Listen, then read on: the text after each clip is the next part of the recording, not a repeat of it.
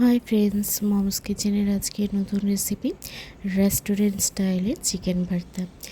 Chicken ভর্তাটা এইভাবে খুব সহজে বাড়িতে কীভাবে আর বানিয়ে নিতে পারবেন চলুন দেখে নেওয়া যাক। প্রথমে কড়াইতে জল গরম করে বেশ কিছুটা বোনলেস চিকেনকে সেদ্ধ করে নেব। সেদ্ধ হয়ে গেলে জল ঝরিয়ে কড়া থেকে তুলে নিয়ে বাটিতে ঠান্ডা হয়ে গেলে হাতের সাহায্যে চিকেনগুলো এরকম ছাড়িয়ে নেব। ছাড়ানো হয়ে গেলে কড়াইতে তেল গরম করে জিরে, গোটা গরম মশলা আর জয়িত্রী ফোড়ন দিয়ে বড় বড় করে কেটে রাখা কিছুটা পেঁয়াজ দিয়ে দেব। পেঁয়াজটা হালকা ভাজা হয়ে গেলে বেশ এক মুঠো মতো কাজু বাদাম দিয়ে ভালো করে আরও মিনিট দুয়েক নেড়ে চেড়ে কড়া থেকে ঠান্ডা করে নামিয়ে নেব। তারপর মিক্সিং জারের বাটির মধ্যে সবগুলো নিয়ে একসঙ্গে একটা মিহি পেস্ট করে রাখবো। আর একটা বাটিতে আদা, রসুন, কাঁচা লঙ্কার পেস্ট নিয়ে ওর মধ্যে হলুদ গুঁড়ো, জিরের গুঁড়ো, ধনের গুঁড়ো, লঙ্কার গুঁড়ো, পরিমাণ মতো নুন দিয়ে ভালো করে একটা পেস্ট করে রাখবো।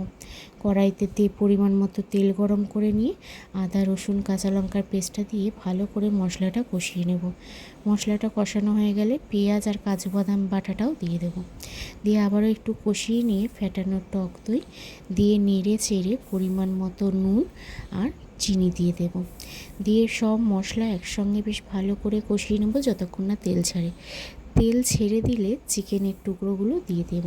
দিয়ে সব একসঙ্গে মিনিট দুয়েক কষিয়ে নিয়ে চিকেন স্টক করা জলটা দিয়ে দেব।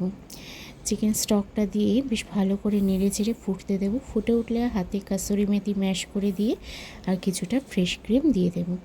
দিয়ে আবারও বেশ নেড়ে চেড়ে ওর মধ্যে আগে থেকে দুটো ডিমকে সেদ্ধ করে টুকরো করে রেখেছিলাম, ওই সেদ্ধ ডিমের টুকরোগুলো দিয়ে দেব। আর দেব একটা বাটার কিউব দিয়ে একটু হতে দেব। পাশে ফ্রাই প্যানে একটু তেল গরম করে 4-5 টুকরো রসুন আর একটু শুকনো লঙ্কা তরকা মতো করে এই চিকেন ভর্তার উপর দিয়ে দিলে বেশ খেতে পুরো রেস্টুরেন্টের মতো ফ্লেভার দেবে।